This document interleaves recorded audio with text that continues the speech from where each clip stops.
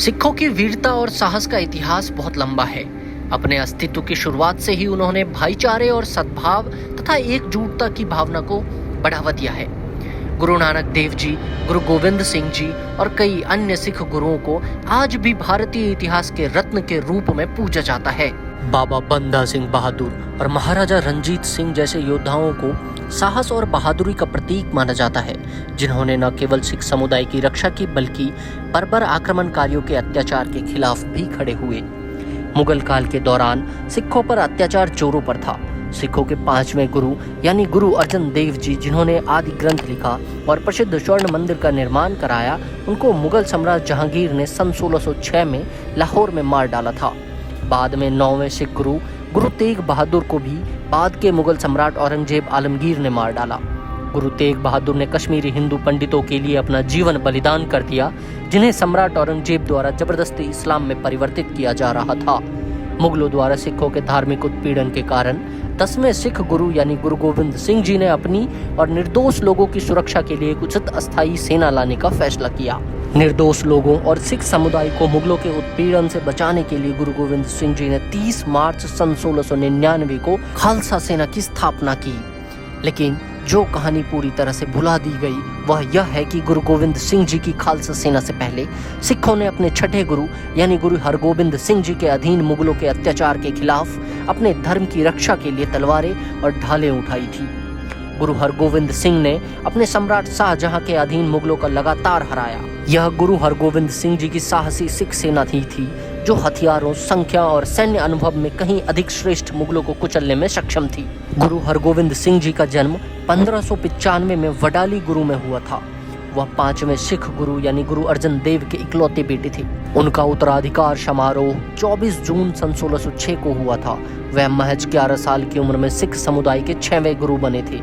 उनके पिता यानी गुरु अर्जन देव जी ने गुरु हरगोबिंद सिंह जी को सिख समुदाय की खातिर एक मार्शल परंपरा शुरू करने का निर्देश दिया। इनकी प्रेरणा यह थी कि निहत्थे सिख अब खुद को दमनकारी मुगलों से बचाने के लिए भगवान की मदद पर निर्भर थे, जिन्होंने गुरु हरगोबिंद सिंह जी के पिता यानी अर्जन देव को मार डाला था। गुरु हरगोबिंद सिंह जी ने इसे बदलने का निर्णय लिया।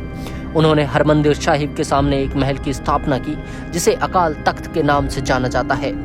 परिणाम स्वरूप सम्राट जहांगीर ने 1609 में गुरु हरगोबिंद सिंह जी को कैद कर लिया। वह केवल 14 वर्ष के थे। अपनी रिहाई के बाद गुरु हरगोबिंद सिंह जी ने सिखों का सैन्यीकरण शुरू किया और उन्हें युद्ध के मैदान में सेवा करने के लिए उचित शारीरिक गठन बनाए रखने के लिए प्रोत्साहित किया। रणबंका राठौर जैसे राजपूत राजकुमारों और कई अन्य लोगों ने किसानों को युद्ध कला में प्रशिक्षित करने में महत्वपूर्ण भूमिका निभाई। इसे राजपूतों द्वारा शस्त्र विद्या का सिखों में स्थानांतरित करना कहा जाता है। इसके अलावा गुरु हरगोबिंद सिंह जी ने 2 तलवारें पहनी थी। एक टेम्पोरल अथॉरिटी का प्रतिनिधित्व करती थी और दूसरी आध्यात्मिक अथॉरिटी का प्रतिनिधित्व करती थी, मीरी उत्पीड़कों से लड़ने के लिए और पीढ़ी निर्दोषों की रक्षा के लिए। सैन्य क्षेत्र में सिखों के उदय के कारण वे मुगलों के लिए एक बढ़ते खतरे के रूप में उभरे। गुरु स्वयं एक मार्शल आर्टिस्ट बन गए थे। सिखों और मुगलों के बीच रोहिल्ला का युद्ध बहुत ही यादगार रहा है।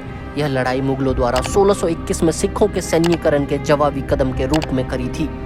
मुगलों की कमान अब्दुल खान के अधीन थी। सिखों की उग्रता को देखकर मुगल मैदान छोड़कर भाग गए, जिसके परिणाम स्वरूप सिखों की निर्णायक जीत हुई।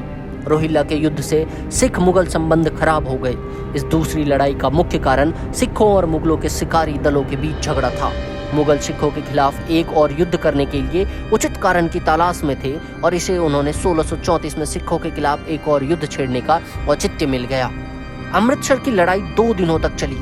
लड़ाई से पहले सिखों को मुगल सेना के आगमन के बारे में सूचित किया गया और उन्होंने तुरंत लोहागढ़ को खाली करने का फैसला किया। मुगल गुरु हरगोबिंद सिंह जी के निवास स्थान पर हमला करने में सक्षम थे, लेकिन जगह को बहुत पहले खाली कर दिया गया था।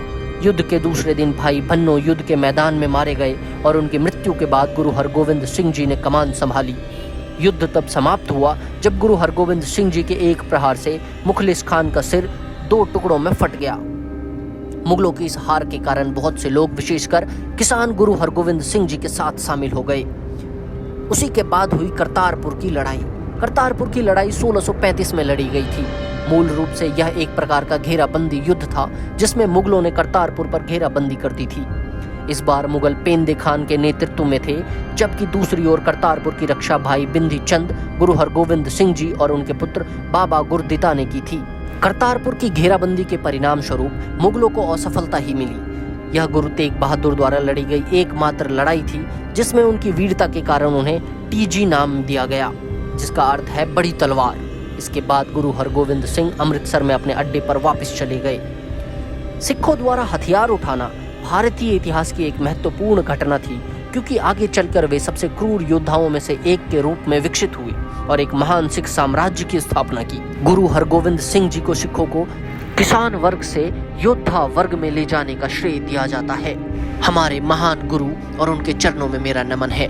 दोस्तों, आपको यह वीडियो कैसी लगी कमेंट करके जरूर बताएं और किसी भी त्रुटि के लिए मुझे क्षमा करें। मिलते हैं अगली गाथा में, तब तक के लिए हमारे चैनल के सब्सक्राइब बटन को दबाकर हमसे जरूर जुड़ जाएं।